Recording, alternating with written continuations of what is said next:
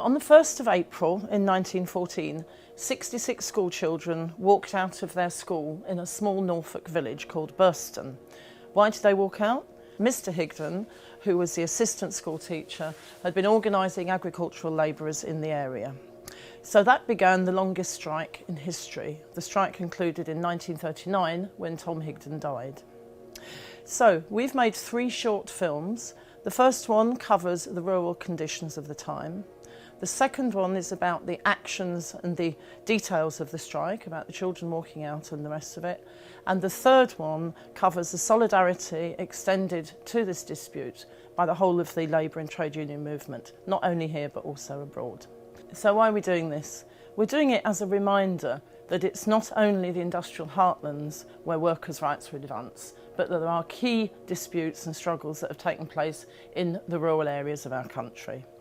And our aim is not to live in the past, but to learn from our history.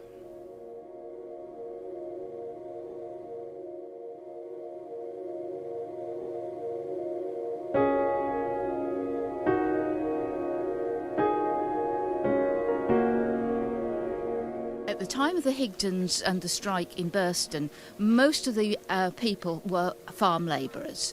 And farm labourers' wage at the beginning of the century in Norfolk, and this wasn't the national average, but in Norfolk the farm labourers' wage was approximately 11 shillings a week. And if we contrast that with the Reverend Eland, who was the vicar and the person who was actually very much antagonistic to the Higdens, his wage was, well, his stipend, and together with glebe land rents that he got, was exactly £11 a week. So there's a real contrast there. It was pretty dire because most of them were tied to their houses. They had the tied cottage system, which meant if you upset your employer, you're out on your neck, and not only your job, you're out of your house. Within 1 month, all your possessions and chattels would be on the side of the road, and you would have to vacate your property. And life for the agricultural labourers was tough. They had to work without machinery mostly because they couldn't afford machinery. So sugar beet, for instance, was dug by hand. They were chopping out sugar beet, which meant when the young plants were growing, they were taking a hoe along the rows of the beet and taking out the weeds individually by hand. You can imagine how backbreaking that was. And that was just one of the jobs that the farm workers would have had to do. Many of them were so poorly paid, they had to try and grow their own food on little pieces of land. Very often it was like we have allotments now, it was called the poor lands then, and those lands then were very often in control by the vicar, and unfortunately if you fell out with the vicar then you lost your piece of land. Children were expected by the farmers to pick stones off the field, and that was an area where the Higdens came into conflict because a law had been passed that children should be in school.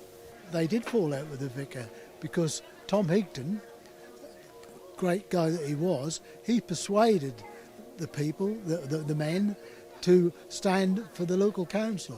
Well, at that time, the Agricultural Labourers Union really wasn't that well organised. It had been started nationally by Joseph Arch, and for a time in Norfolk, George Edwards, who became an MP but was brought up in really poverty-stricken surroundings, he became a Methodist lay preacher, learned to speak, and then listened to Arch and started the Agricultural Workers Union in Norfolk.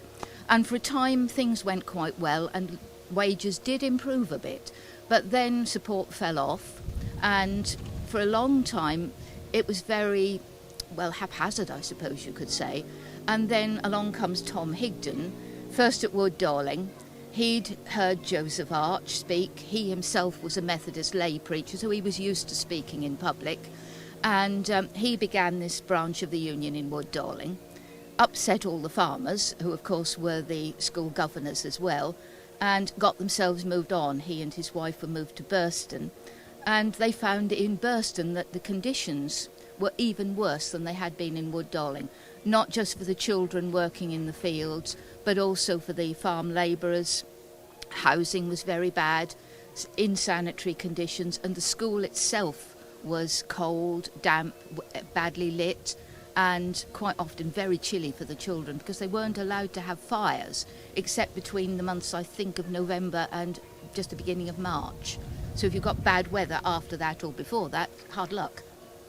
So conditions were pretty bad, and so the organisations of the unions to begin with was quite haphazard. Tom Higdon, who was a strong unionist and keen on local people joining the parish council, therefore was going to put his point of view forward.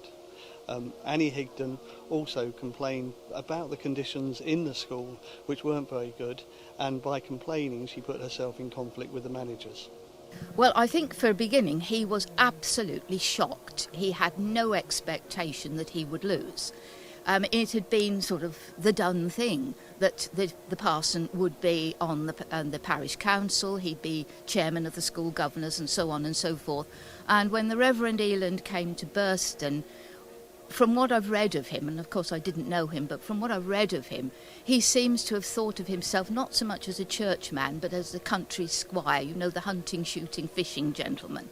And he expected everyone to submit to him and to respect him, but more than that, he wanted people to not just tip their caps, but he complained when Mrs. Higdon missed seeing his wife and therefore didn't curtsy to her.